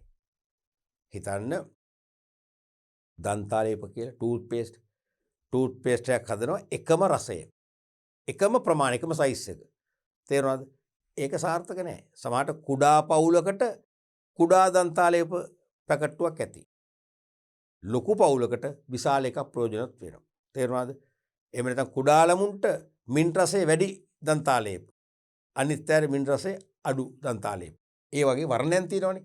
අන්න ඒක තමයි සමාජීය අවශ්‍යතා ඉටුනා කරගෙන ඒකයි. මේක අපුරුට කියනවා නිෂ්පාදන සංයුතිය සකස් කරලීම. ඒ කියන්නේ සමාජයේ විවිධ වූ වුමනාවන්ට ගැළපෙන පරිදි විවිධ එකම භාණ්ඩයේ විවිධ ආකාරයෙන් නිපදවීම. තේරුණාද? නැත්නම් සමාජ වර්ණයන් සමාජයේ මිනිසුන්ගේ කැමැත්ත වල අනුව වර්ණයන් අනුව භාණ්ඩ හා සේවා සංයෝග. එහෙනම් සමාජයේ වර්ණයන් වෙනස්. ඒ වෙනස් වුණ වර්ණයන් අනුව විවිධ භාණ්ඩ හා සේවා සංයෝග තෝරාගෙන ඒ සඳහා සම්පත් සීමිත ආකාරයෙන් පාවිච්චි කරන්න ඕන. නිෂ්පාදන සාධක සීමිත ආකාරයෙන් යොදවල වැඩිම නිෂ්පාදන ධාරිතාවක් ලබා ගන්න ඕන. ඒක තමයි සම්පත් බෙදීමේ කාර්යක්ෂමතාවය කියන්නේ. දැන් මේකේ වර්ණය කිව්වේ නැන උඩේ මේ දෙක වෙනස බලන්න. නිෂ්පාදන ක්‍රියාවලිය කාර්යක්ෂමතාවය කිව්වේ නිෂ්පාදන ක්‍රියාවලියක් නිවැරදිව පවත්වා ගැනීම තුළින් සම්පත් නාස්තිය බැහැර කරලා අඩුම යෙදවුම් තුළින් අඩුම සම්පත් දායකත්වයක් තුළින් වැඩිම නිමවුම් ලබා ගැනීම. ඒක ඒ නිමවුම් සමහර එකක් වෙන්න පුළුවන්. මේක එහෙම නෙමෙයි. මේ කියන්නේ එක නිමවුමක් බෑ. මිනිස්සුන්ගේ සිතැඟියාවන් වෙනස්, රුචිකත්වයන් වෙනස්, වුමනාවන් වෙනස්. තේරුණාද? එහෙනම් මිනිස්සුන්ගේ ඒ සමාජ වර්ණය අනුව භාණ්ඩ හා සේවා සංයෝග හදන්න ඕනේ. ඒ කියන්නේ හැඩයෙන්, ගුණයෙන්, ප්‍රමාණයෙන්, රසයෙන් වෙනස් ආකාරයේ භාණ්ඩ හදන්න ඕනේ.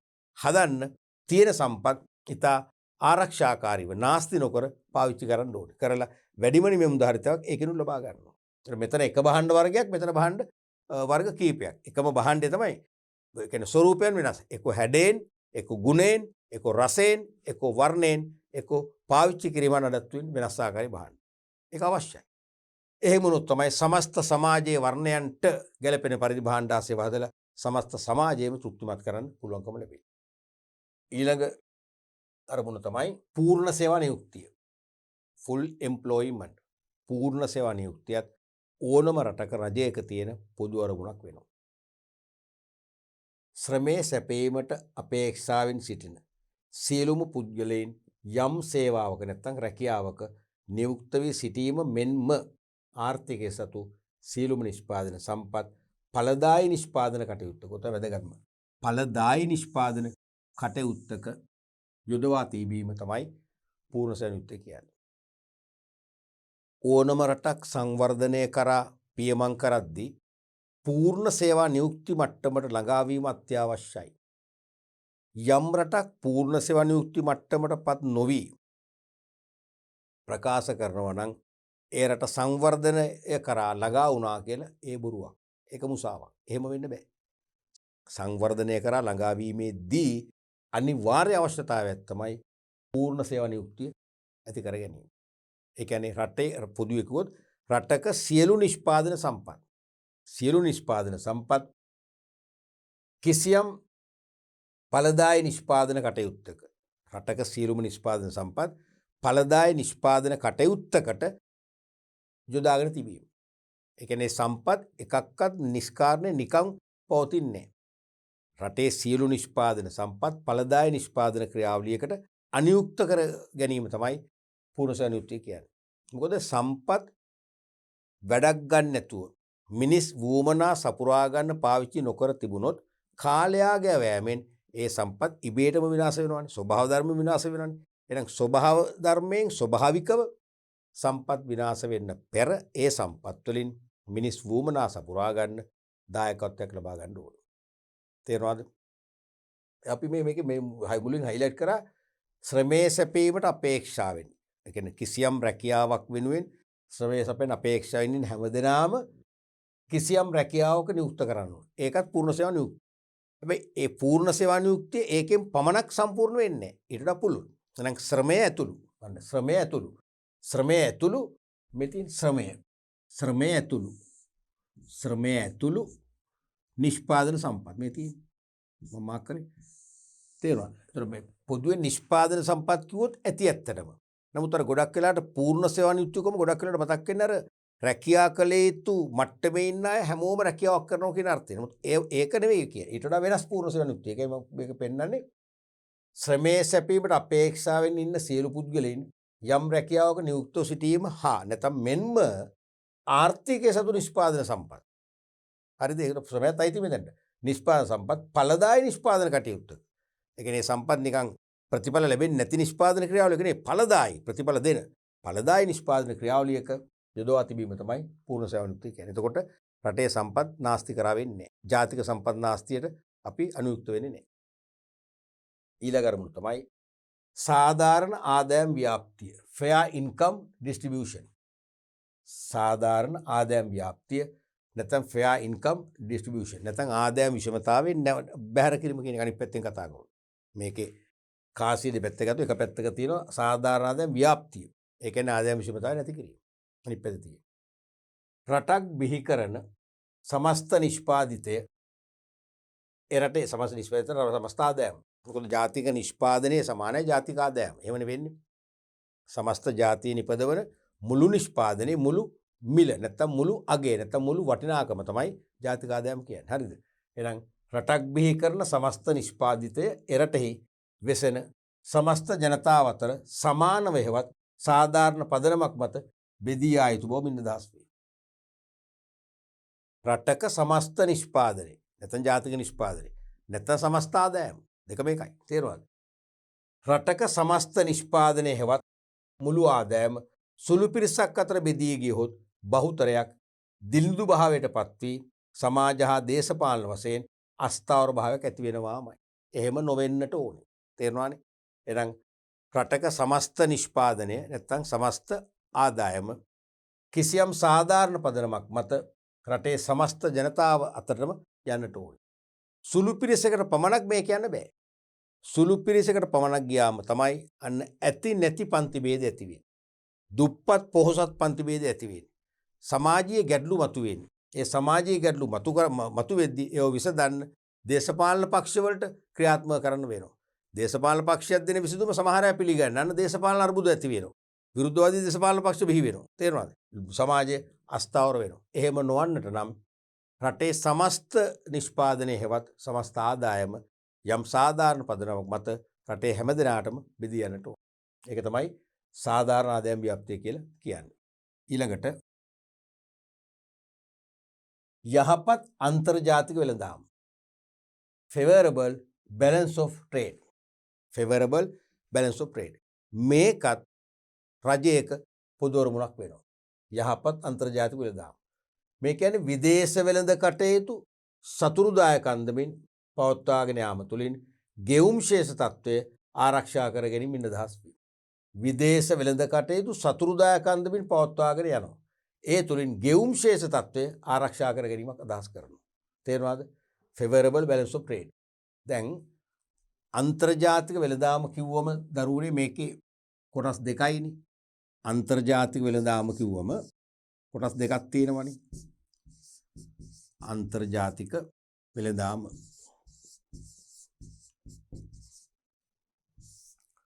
මොකද්ද? අපනයන වෙළඳාම අනිත් එක ආනයන. මේකේ තියෙන්නේ අපිට වැය. එහෙමනේ මේකේ වැය. මේකේ තියෙන්නේ අය. ලැබීම්නේ. අය ලැබීම්. කොහොමනෙන්නේ? දැන් වසරක් තුල රටක් අපනයන හා ආනයන කටයුතු වල වසරක් තුල රටක් අපනයන හා ආනයන කටයුතු වල යෙදීමෙන් ලබන සුද්ධ ප්‍රතිඵලය අපි ගිණුමක් ආකාරයෙන් හදා ගන්නවා. සුද්ධ ප්‍රතිඵලය අපි ලේඛනයක් වශයෙන් සාරාංශ කරගත්තොත් ඒකට කියනවා ගෙවුම් ශේෂය කියලා. ආර්ථ විද්‍යාවේදී ඉදිරි පාඩම්වලදී ඔබට හදාරන්න පුළුවන්. ගෙවුම් ශේෂය. ඒ ගෙවුම් ශේෂ ලේඛනය ගත්තොත් මේ වගේ ගෙවුම් ශේෂ ලේඛනයක් ගත්තොත් හරිද? මෙතන තියෙනවා අපනයන. අපනයන ප්‍රභේද ගොඩක් තියෙනවා. එතකොට මෙතන හිතුව අපි අපනයන රුපියල් මිලියන 1000ක් කියලා. හරිද? මෙතන තියෙනවා ආනයන. ආනයන ගණනාවක් තියෙනවා. අපේ තුමු ඒක රුපියල් මිලියන 2200ක් කියලා. මොකද වෙන්නේ? වසරක් තුල විදේශ වෙළඳාම හෙවත් ආනයන අපනයන වෙළඳාමේ දීමෙන් ලැබූ අපනයන ඉපෙවුම මිලියන 1000යි. නමුත් බහණ්ඩ ආනයනය කරන්න අපි වියදම් කරන මිලියන 2200ක්. 1200ක් තියෙනවා ඍණ. එහෙනම් ඍණ 1200ක් කියනවා. මේක තමයි ගෙවුම් ශේෂය කියන්නේ. මේක ගෙවුම් ශේෂ හිඟයක් කියලා කියනවා. දැන් අපනයන මිලියන 2200ක් වෙලා ආනයන 1100ක් කරනවා. මේක ධන. එහෙනම් අපේ ගෙවුම් ශේෂේ වාසිදායක තත්ත්වයක්. තේරෙන කතාව. සෑම රටක්ම උත්සාහ කරනවා විදේශ වෙළඳාමේ යෙදීම තුලින් ගෙවුම් ශේෂයේ මේ වගේ ඌනතා නෙවෙයි අතිරික්තතා නැත්නම් ධනාත්මක ශේෂයක් ඇති කරගන්න. වාසිදායක නේ එකයි. තේරෙනවද? එහෙනම් විදේශ වෙළඳ කටයුතු සතුරුදායක අන්දමින් පවත්වාගෙන ගිහිල්ලා මේ ගෙවුම් ශේෂ තත්ත්වය ආරක්ෂා කරනවා කියන්නේ මොකද්ද? ඍණ නොවන්න. ධනාගයක් එනවා. ධනාගයක් එනවාගෙන අපිට විදේශ වලින් අපිට ධනෙ ඇවිල්ලා. දැන් මේකේ විදේශ වලට අපෙන් ධනෙ ගිහිල්ලා. තේරෙනවද? එහෙම නොවන්න ඕනේ. එහෙනම් ආනයන පුළුවන් තරම් සීමා කරගන්න පුළුවන්. ආනයන බදු වැඩි කිරීම, ආනයන සලාක පැනවීම, ආනයන පංගුණීම කිරීම වැනි ආනයන මත වෙළඳ බාධක දාලා ආනයන අඩු කරගන්නවා. අත්‍යවශ්‍යම භාණ්ඩ ආනයනය කරගන්න සීමා ලිහිල් කරනවා. ඒකට කමක් නැහැ. අපනයන පුළුවන් තරම් දිරි ගන්නවා. අපනයනය කරන භාණ්ඩ වලට තීරු බදු සහන දෙනවා. අපනයනය කරන භාණ්ඩ නිෂ්පාදනයේදී නිෂ්පාදන බදු සහන දෙනවා. නිෂ්පාදන බදු එක්ක අය කරන්නේ. ඒ හැම දෙයකින්ම අපනයනකරුවන් දිරි ගන්නවා. වැඩි වැඩියෙන් අපනයනය කරන්න. එහෙනම් අපනයන ඉතා ඉහළ ධාරිතාවයකින් කරන්නත් ආනයන අඩු ධාරිතාවයෙන් කරන්නත් ව්‍යාපාරික පරිචය පෙළඹවීමක් කිරීමෙන් මෙන්න මොකද්ද විදේශ වෙළඳ කටයුතු සතුරුදායක අන්දමින් පවත්වාගෙන යනවා. ඒ හරහා මෙන්න මේ ගෙවුම් ශේෂ තත්ත්වය ආරක්ෂා වෙනවා. මොකද ගෙවුම් ශේෂයේ දැන් හිඟයක්නේ දරුවනේ ඇති උනේ. අපනයන ආදායම වසරේ අපි තීරණය කර බිලියන 1000යි. ආනයන වියදම බිලියන 2200යි. හිඟයි. මේ අඩුවට මොකද වෙන්නේ? අපට ණය ගන්න වෙනවා. ණය ගත්තම ණය පොලී ගවන්න වෙනවා. ජාත්‍යන්තර ගැතිභාවයට ලක් වෙනවා. ආර්ථිකයේ විවෘත භාවය නැති වෙනවා. ආර්ථිකයේ ගොළු වෙනවා. දැන් මේ කාලේ වෙලා තියෙන ආර්ථිකය ගොළු වෙලානේ. විදේශින් වෙන්නේ අපිට. ගොළු වෙලා. ගොළු ආර්ථිකයක අපිට ජීවත් වෙන්න වෙන්නේ. එහෙම වෙන්න බෑ. ඒ නිසා යහපත් අන්තර්ජාතික වෙළඳාමක් උදා කර ගැනීමත් ව්‍යාපාරිකයන් සතු ප්‍රධානම ඉලක්කයක් වෙනවා. තේරෙනවද? වගේ රජයකට ආවේනික වූ පොදු අරමුණු 8ක් තියෙනවා. මේ සෑම අරමුණකම බලන්නේ රටේ ජීවත් වන ජනතාවට යහපත් ජීවන රටාවක් පවත්වාගෙන යාමට අවශ්‍ය පසුබිම ගොඩනගා ගන්න තමයි මේ අරමුණු වල ප්‍රාර්ථනා වෙන්නේ. ඉලක්කය වෙන්නේ. පැහැදිලිනේ? ඊළඟට රජයේ ආර්ථික අරමුණු ඉටු කිරීමට ව්‍යාපාර විවිධාකාරයෙන් දායක වන ආකාරය. දැන් මේ අපි කිව්ව පොදු අරමුණු නිකම්ම ඉෂ්ට කරගන්න බෑ. ව්‍යාපාරිකයන්ටත් පුළුවන් මේකට දායකත්වයක් දෙන්න. ව්‍යාපාරිකයෝ විවිධ ක්‍රමවලින් දායකත්වයක් දුන්නොත් අර කියන රජයේ පොදු අරමුණු සාක්ෂාත් කරගෙන රටේ පුරවැසියන්ට යහපත් ජීවන රටාවක් යහපත් ජීවන පැවැත්මක් උදා කර දෙන්න රජයට හැකියාව ලැබෙනවා. ඒතර රජය ව්‍යාපාර කරගෙන යාමට හිතකර පසුබිමක් නිර්මාණය කර දීම හමුවේ ව්‍යාපාරිකයෝ රජයේ අරමුණු ඉෂ්ට කරන්න දායකත්වයක් දෙන්න ඕනේ. තේරුණාද? රජයේ හිතකර පසුබිමක් නිර්මාණය කළාම ව්‍යාපාරිකයන්ට ව්‍යාපාර කටයුතු සාර්ථකව දියත් කරන්න පුළුවන්. එවන් පසුබිමක් තුළ ව්‍යාපාරිකයන්ගේ පෞද්ගලික අරමුණු විකුණුම් වර්ධනය, ලාභ උපරිම කිරීම වැනි දේවල් ළඟා කරන අතරම මේ රජයේ පොදු අරමුණු සමස්ත ජනතාව වෙනුවෙන් තියෙන පොදු අරමුණු සඵල කරගන්නත් දායක වෙන්න පුළුවන්. එහෙනම් ඒ රජය විටු කරගන්න ව්‍යාපාර වලට ක්‍රම කීපකින් දායක වෙන්න පුළුවන්. එකක් තමයි බදු ගෙවීම. ප්‍රමාණවත් පරිදි රජයට බදු ගෙවන්න ඕනේ. ප්‍රමාණවත් පරිදි රජයට බදු කියන්නේ රජයට ගෙවිය යුතු බදු පැහැර හැරීමකින් තොරව තමා උපයාගත් ලාභය හෝ ආදායම් මත නියමිත පරිදි ගෙවන්න ඕනේ. එහෙම ගෙවනවා කියන දරුවනේ ඒකතොර අපේ නිකම්ම ආදායම් විෂමතාව වෙනස් වෙනවා. සාධාරණ ආදායම් බෙදලා යනවා. දැන් මම විශාල වශයෙන් ලාභ ලබන ව්‍යාපාරිකයෙක්. මම බදු ගෙවන්නේ නැත්තම් මොකද වෙන්නේ? ඇති නැති පරතරේ වැඩි වෙනවානේ. ආදායම් විෂමතාව ඇති වෙනවනේ. ආදායම් සාධාරණ බෙදියන්නේ නැහැ. මම බදු ගෙවනවා. අනික බදු ගෙවන තරමට තමයි ජනතාවට සුබ සාධන පහසුකම් සලසන්න පුළුවන්කම ලැබෙන රජයට. අන්න ඒ සහයෝගයේ ව්‍යාපාරිකෝ දක්වන්න ඕනේ. දෙවෙනි එක තමයි දේශීය සම්පත් භාවිතය. හැකිතාක් උපරිමයෙන් තම නිෂ්පාදන සඳහා දේශීය සම්පත් යොදා ගන්න ඕනේ. මොකද හැකිතාක් තම දේශීය සම්පත් භාවිතා කරනවා කියන්නේ අමුඩෝයි වශයෙන් අපි විදේශ වලින් භාණ්ඩ ආනයනය කරන්නේ ඔන්න හොඳ පොයින්ට් එකක් මතක තියාගන්න. අපි හැකිපමණ දේශීය අමුද්‍රව්‍ය භාවිතා කරනවා කියන්නේ විදේශ වලින් අමුද්‍රව්‍ය ආනයනය කරන්නේ නැහැ. එහෙනම් ආනයන නිකම්ම සීමා වෙනවා. අන්න ආනයන සීමා වෙනකොට අපරණ මොකද උඩ යනවා. උඩ ගියාම මොකද වෙන්නේ? ගෙවුම් ශේෂය අපිට වාසි වෙනවා. එහෙනම් ගෙවුම් ශේෂය එන්නේ ධනාත්මක ශේෂය. ඍණ නෙවෙයි. එහෙනම් අපිට ණය ගන්න ඕනේ නැහැ. එහෙනම් අන්න ගෙවුම් ශේෂය වාසි වන ආකාරයට යහපත් අන්තර්ජාතික වෙළඳාමක් පවත්වාගෙන යාම රජයේ අරමුණක්නේ. ඒක සඵල කරන්න පුළුවන්. අපි විදේශ වලින් අමුද්‍රව්‍ය ගෙන්වන්නේ දේශීය දුම් පාවිච්චි කරනවා. අන්න දායක වෙන්න පුළුවන් ව්‍යාපාරිකයෙක්. පැහැදිලිනේ? තුන්වෙනි එක තමයි රජයේ ක්‍රියාත්මක කරන ප්‍රතිපත්ති පිළිපැදීම. දැන් හැම රජයක්ම යම් යම් ආර්ථික ප්‍රතිපත්ති ක්‍රියාත්මක කරනවා. ඒවා අපි පිළිපදින්න ඕනේ. ඒවා අපි උල්ලංඝනය කරන්න හොඳ නැහැ. රජයේ ක්‍රියාත්මක කරනු ලබන මූල්‍ය හා පිස්කල් ප්‍රතිපත්ති නිසි පරිදි ක්‍රියාත්මක කිරීම හා පිළිපැදීම. රජයේ ප්‍රධාන ප්‍රතිපත්ති දෙකක් තියෙනවානේ. එකක් මූල්‍ය ප්‍රතිපත්ති, අනිත් එක පිස්කල් ප්‍රතිපත්ති. ඒවා අපි කඩාකප්පල් කරන්න බෑ. ඒ ප්‍රතිපත්ති වලට ගරු කරමින් ඒ ප්‍රතිපත්ති වලට අනුගත වෙමින් අපේ ව්‍යාපාර කටයුතු හැඩගසා ගත්තොත් තමයි අන්න ආර්ථික ස්ථායීතාවය තේ ආර්ථික සංවර්ධනයේ වෘද්ධිය කියන පොදු අරමුණු ළඟා කරගන්න පුළුවන්කම ලැබෙන්නේ. ඊළඟට නීති රීති පිළිපැදීම. ව්‍යාපාර සඳහා පනවා ඇති නීති රීති ඒ ආකාරයෙන් ඉටු කරමින් යහපත් ව්‍යාපාරික පරිසරයක් ගොඩනැගීමට දායක වීම. දැන් ව්‍යාපාර ඉලක්ක කරගෙන රජයේ නීති රීති පනවලා තියෙනවා. ඒ නීති රීතිත් උල්ලංඝනය කරන්න හොඳ නැහැ. ඒ නීති රීති ඒ ආකාරයෙන් ඉටු කරමින් යහපත් ව්‍යාපාරික පරිසරයක් ගොඩනගන්න දායක වුණොත් තමයි රටේ ආර්ථික ස්ථායීතාවයේ ආර්ථික කාර්යක්ෂමතාවයේ අනිවාර්යයෙන්ම ඇති වෙන්නේ. ඊළඟට සේවා නියුක්තියට දායක වීම. ඵලදායී ලෙස නිෂ්පාදන කටයුතු කිරීමේදී ඒ සඳහා අවශ්‍ය මානව සම්පත් ඇතුළු සියලු සම්පත් කාර්යක්ෂමව භාවිතයට ගන්නට ඕන. රැකියා නියුක්ති විතර නෙවෙයි. රැකියා නියුක්ති කියන්නේ රැකියා කළ යුතු අයස හැමෝම රැකියාවල නියුක්ත කිරීම. මේ සේවා නියුක්තියට පුළුල් දෙකක් තේරෙනවනේ. ඒතකොට එහෙනම් ඵලදායී ලෙස නිෂ්පාදන කටයුතු කරනවා නම් ඒ සඳහා අවශ්‍ය මානව සම්පත් ඇතුළු සියලු සම්පත් නැත්නම් සියලු නිෂ්පාදන සම්පත් කාර්යක්ෂමව භාවිතයට ගන්න ඕන. ඒ කියන්නේ ශ්‍රමය, ඉඩම්, යන්ත්‍රෝපකරණ, මුදල් සියලුම ශ්‍රමයේ ඇතුළු සියලුම භෞතික සම්පත් අනිවාර්යයෙන්ම කිසියම් හෝ ඵලදායී නිෂ්පාදන ක්‍රියාවලියකට ඈඳෙන ආකාරයට ඒ සම්පත් ව්‍යාපාරිකෝ පාවිච්චි කරන්නට ඕන. අන්න එතකොට මොකද වෙන්නේ? අර රජයේ අරමුණක් වන පූර්ණ සේවා නියුක්තිය කියන එක ඉෂ්ට වෙනවා. ඊළඟට පරිසරයට වන හානිය අවම කිරීම. සියලු ව්‍යාපාර පරිසර හිතකාමී ලෙස ඒවායේ ව්‍යාපාර කටයුතු පවත්වාගෙන යාම. සියලුම ව්‍යාපාර තමන්ගේ ව්‍යාපාර ක්‍රියාකාරකම් පරිසර හිතකාමී ක්‍රියාකාරකම් ලෙස පවත්වාගෙන යනවා නම් අනිවාර්යයෙන්ම පරිසරයට වන හානිය අවම වෙනවා.